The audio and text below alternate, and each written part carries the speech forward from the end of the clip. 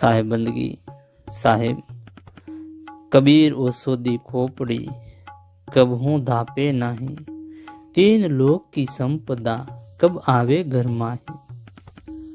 सदगुरु कबीर साहेब कहे, ઊંધી ખોપરી જેવા લોભને કદી પણ હૃદયમાં સ્થાન નહીં આપ, કદી સ્થાન નહીં આપ, કારણ કે તેના આવવાથી 3 લોકની સંપત્તિ ક્યારે ઘરમાં આવી જાય, 3 લોકની સંપત્તિ ક્યારે ઘરમાં આવી જાય તે જ હાય લાગેલી રહે છે અને તે કદી પૂર્ણ ભરાતી નથી, કારણ કે ખોપરી ઊંધી છે। સદગુરુ કબીર સાહેબ કહે છે કે ઊંધી ખોપરી તરીકે વર્ણવ્યો છે। ઊંધી ખોપરીમાં તમે જે કંઈ ભરો તે બધું નીચે પડી જાય। સાહેબ કહે પૂર્ણ કદી પૂર્ણ ભરાશે નહીં, તેમ લોભી હંમેશા વધારે ને વધારે પૈસા કમાવા માટે વધારે પૈસા કેમ આવે તે જ વિચારે છે, કંઈકનું કંઈક ખાઈ જાય। આવા લોભીની ખોપરી ઊંધી હોવાથી તેમાં સંતોષ રૂપી ધન કદી ભરાશે નહીં। સદગુરુ કબીર સાહેબ કહે છે લોભી માણસને કદી સંતોષ થશે નહીં, તેને તો જાણે એમ જ લાગે છે કે મારા ઘરમાં સ્વર્ગ અને પૃથ્વી પતાળ 3 લોકની બધી સંમતિ છે, મારા ઘરમાં સ્વર્ગ પૃથ્વી પતાળ 3 લોકની બધી સંમતિ ક્યારે આવી જાય।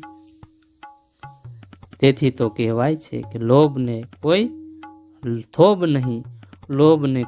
નહીં, લોભ રૂપી વાહનને માટે કોઈ વિશ્રામ સ્થાન નથી, કોઈ સ્ટોક નથી। લોભ રૂપી વાહન તો નોન સ્ટોપ આગળ ને આગળ વધતું જ રહે છે।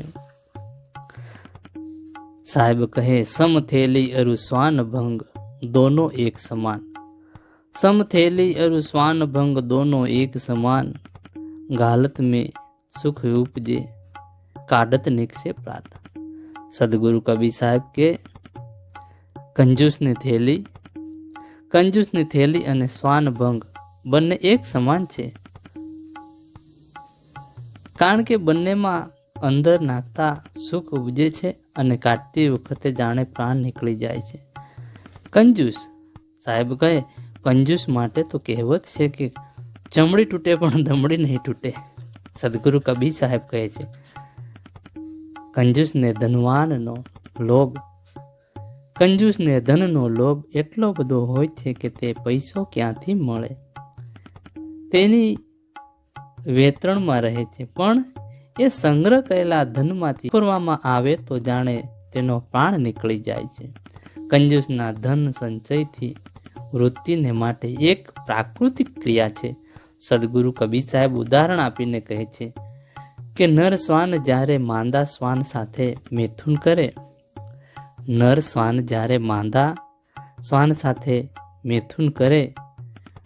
શ્વાન એટલે કે કૂતરો, સદગુરુ કબીર સાહેબ કહે છે મૈથુન કરે, કર્મ કરે ત્યારે તેનું સુખ ઉપજે છે, આનંદ થાય છે, પરંતુ મૈથુન કર્મ પશ્ચાત જ્યારે તેણે લિંગ બહાર કાઢવું હોય ત્યારે તેને અત્યંત કષ્ટ પડે છે, જાણે તેનો પ્રાણ બહાર નીકળી જવાનો હોય તેવી પીડા થાય છે।